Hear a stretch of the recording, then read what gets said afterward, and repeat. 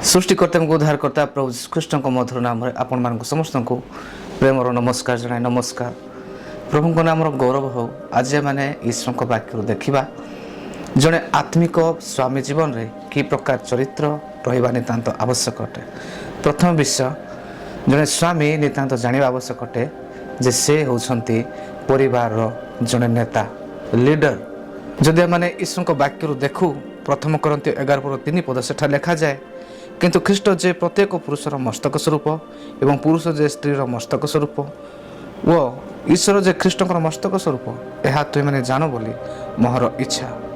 एठारे मैंने देखुछु जे ख्रीष्ट होउछंती पुरुषर मस्तक स्वरूप एवं स्वामी होउछंती स्त्रीर मस्तक स्वरूप एवं ईश्वर होउछंती ख्रीष्टर मस्तक स्वरूप। समस्त कार्य ईश्वर द्वारा होइछि।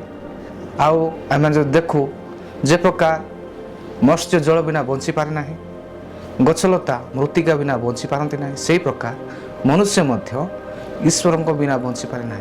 प्रत्येक स्वामी ईश्वर ठारे निर्भर रखा नितांत आवश्यक अटे।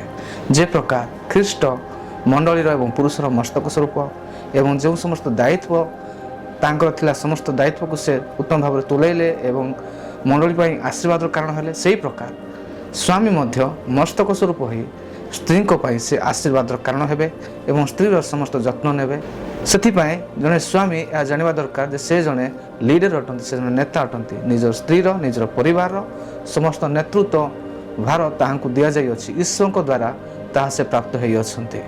सेथिपाई कौन सी प्रकार भाव कौन सी स्वामी आउ अवहेलित केबे करिया कथा नुहे। परिवार को नहीं, परिवार प्रति गंभीरतार सहित निजर दृष्टिकोण निजर इच्छा निजर भावना प्रत्येक विषय रखा आवश्यक अटे, जो द्वारा कि जड़े स्वामी नेता हिसाब रे परिवार को अति सुंदर भाव में नियंत्रण करें, सुरक्षित रखिपारे। द्वितीय विषय जड़े स्वामी हिसाब रे निजर दायित्व जानिबा सहित कर्मशील होगा नितांत आवश्यक अटे। ताहा ईश्वर को वाक्य आम मानकु शिक्षा दिए।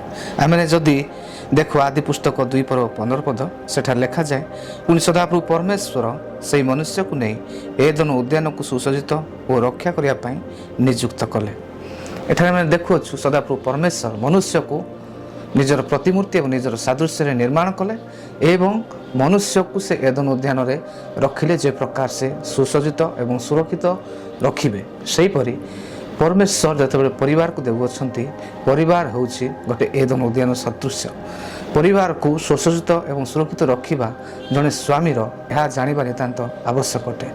प्रभु ख्रीष्ट कहउछंती मु कार्य करूछि एवं मोहर पिता मध्य कार्य करूछंती। आमे जदि ईश्वर को वाक्य में देखू से कहउछंती से कर्मशील अटंती, सदा सर्वदा परमेश्वर कार्य करुछंती। प्रत्येक व्यक्ति प्रत्येक स्वामी प्रत्येक समय किछि ना किछि कार्य करने नितांत आवश्यक अटे, जो द्वारा कि आम मैंने ईश्वर चरित्र एवं गुण प्रकृति को आम जीवन द्वारा आम मैंने यही जगत में प्रकाश करि पारिबा।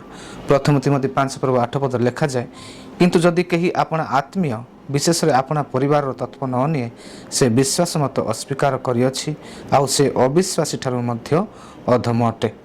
अर्थात जदि कहीं जदि निजर परिवार उत्तम भाव में दायित्व नेउ नाही ताहेले से विश्वास मत त्याग करियछि एवं अविश्वासी ठारू मध्य अधम अटे बोली ईश्वर को वाक्य शिक्षा दे। सेथिपाई आमे से प्रकार न हो जे प्रकार प्रभु ख्रीष्ट दायित्ववान एवं से निजर दायित्व को से निभाइछंती एवं स्वामी को जे प्रकार से अधिकार दिएछंती परिवार को प्रतिपोषण करने सहित निज स्त्रीर दायित्व ने प्रत्येक विषयर दायित्व नेबा, से प्रकार जड़े स्वामी कर्मशील हो प्रत्येक विषय दायित्ववान होगा नितांत आवश्यक अटे। तृतीय विषय प्रत्येक स्वामी विश्वस्त होगा नितांत आवश्यक अटे।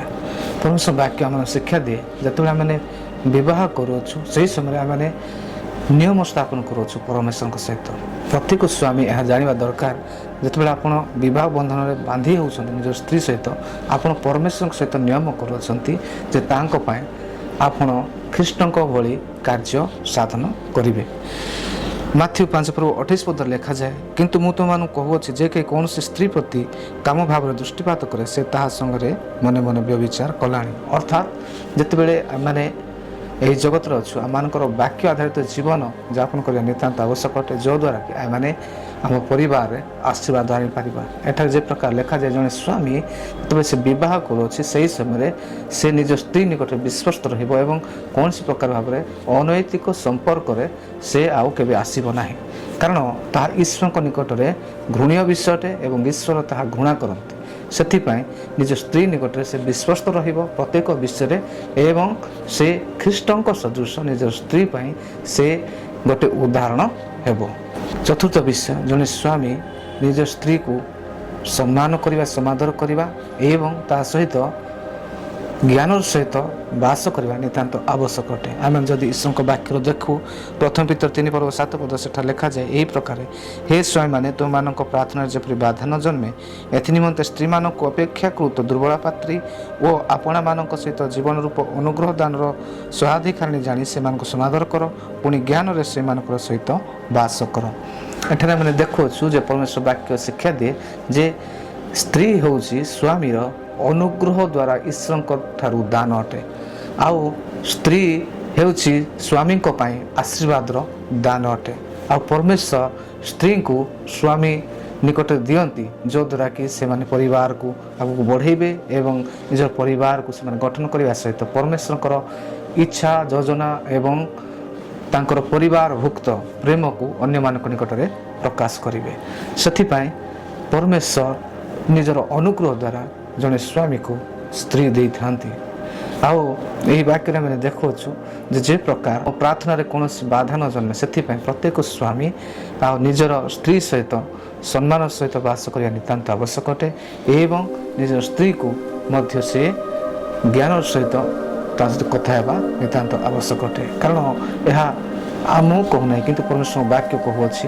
ଆଉ ଆମମାନଙ୍କର କଲଚର କ'ଣ କହୁଛି ଏବଂ ଲୋକମାନେ କ'ଣ କହୁଛନ୍ତି ଏବଂ କିଏ କ'ଣ କହୁଛି ଆମେ ତାହା ନ ଶୁଣୁ, କିନ୍ତୁ ଈଶ୍ୱରଙ୍କ ବାକ୍ୟ ଯାହା କହୁଛି ତାହା ଆମେ ଶୁଣୁ, କାରଣ ପ୍ରଭୁ ଖ୍ରୀଷ୍ଟ ଆମମାନଙ୍କୁ ଏତେ ପ୍ରେମ କଲେ।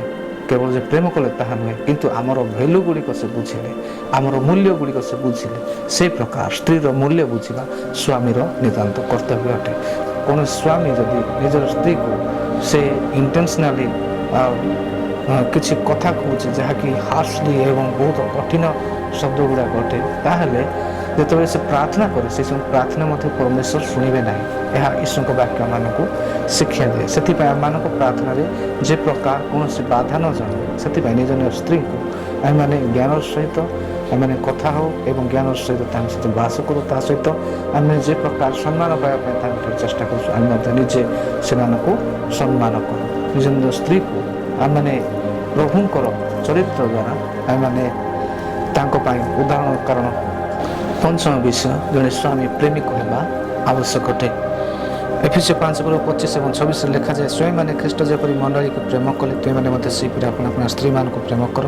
ସେ ତ ତାହା ନିମନ୍ତେ ଆପଣାକୁ ଉତ୍ସର୍ଗ କଲେ, ଯେପରି ବାକ୍ୟ ଓ ଜଳ ପ୍ରକ୍ଷାଳନ ଦ୍ୱାରା ସେ ତାହାକୁ ପରିଷ୍କାର କରି ପବିତ୍ର କରନ୍ତି। ଏଠାରେ ଆମେ ଦେଖୁଅଛୁ ଯେ ଆମମାନେ ଖ୍ରୀଷ୍ଟ ଯେ ପ୍ରକାର ମଣ୍ଡଳୀକୁ ପ୍ରେମ କଲେ ସେହି ପ୍ରକାର ସ୍ତ୍ରୀଙ୍କ ପାଇଁ ଆମମାନଙ୍କୁ ପ୍ରେମ ହେବା ଆବଶ୍ୟକ ଅଟେ ଏବଂ ଆମମାନେ ଖ୍ରୀଷ୍ଟ ଯେ ପ୍ରକାର ମଣ୍ଡଳୀ ପାଇଁ ନିଜକୁ ଦେଇଦେଲେ, ଉତ୍ସର୍ଗ କଲେ, ସେହି ପ୍ରକାର ସ୍ୱାମୀ ନିଜର ସ୍ତ୍ରୀ ପାଇଁ ସେ ନିଜକୁ ଉତ୍ସର୍ଗ କରିବା ନିତାନ୍ତ ଆବଶ୍ୟକ ଅଟେ ଏବଂ ତାହାର ଦାୟିତ୍ୱ ନେବା ନିତାନ୍ତ ଆବଶ୍ୟକ ଅଟେ। କଲୋସ୍ୟ 3:19 ଲେଖାଯାଏ, ହେ ସ୍ୱାମୀମାନେ ଆପଣା ଆପଣା ଭାର୍ଯ୍ୟମାନଙ୍କୁ ପ୍ରେମ କର, ସେମାନଙ୍କ ପ୍ରତି କଟୁ ବ୍ୟବହାର କର ନାହିଁ। ଆମେମାନେ ନିଜ ନିଜ ସ୍ତ୍ରୀକୁ ପ୍ରେମ କରୁ ଏବଂ କଟୁ ବ୍ୟବହାର ନ କରୁ। କେହି ମଧ୍ୟ କୌଣସି ସ୍ୱାମୀ ନିଜର ସ୍ତ୍ରୀକୁ କଟୁ ବ୍ୟବହାର ନ କରୁ। ଅନେକ ସମୟରେ ହାତ ଉଠାଇଥାନ୍ତି, ଆଉ ଯେଉଁମାନେ ଏହି ପ୍ରକାର କାର୍ଯ୍ୟ କରନ୍ତି ସେମାନେ ଅନୁତାପ କରିବା ଏବଂ ପ୍ରଭୁଙ୍କ ନିକଟକୁ ଫେରି ଆସିବା ନିତାନ୍ତ ଆବଶ୍ୟକ ଅଟେ, କାରଣ ତାହା ଈଶ୍ୱରଙ୍କ ଇଚ୍ଛା ବିରୁଦ୍ଧ ଅଟେ। ସେଥିପାଇଁ ମୋର ପ୍ରିୟମାନେ, ଆମେମାନେ ପ୍ରଭୁଙ୍କର ବାକ୍ୟ ଆଧାରିତ ଜୀବନ ଆମେ ଯାପନ କରିବା ସହିତ ଆମ ପରିବାରକୁ ଅତି ସୁନ୍ଦର ଏବଂ ସୁଦୃଢ଼ ବନାଉ ଏବଂ ପରମେଶ୍ୱରଙ୍କ ଗୌରବ ପାଇଁ ଆମେମାନେ ଏହି ଜଗତରେ ସାକ୍ଷୀ ହେଉ। ପ୍ରଭୁ ଏହି ଅଳ୍ପ ଆଲୋଚନାରେ ଆମ ପ୍ରତ୍ୟେକଙ୍କୁ ଆଶୀର୍ବାଦ କରନ୍ତୁ। ଆମେ ପ୍ରେଜ୍ ଦ ଲର୍ଡ।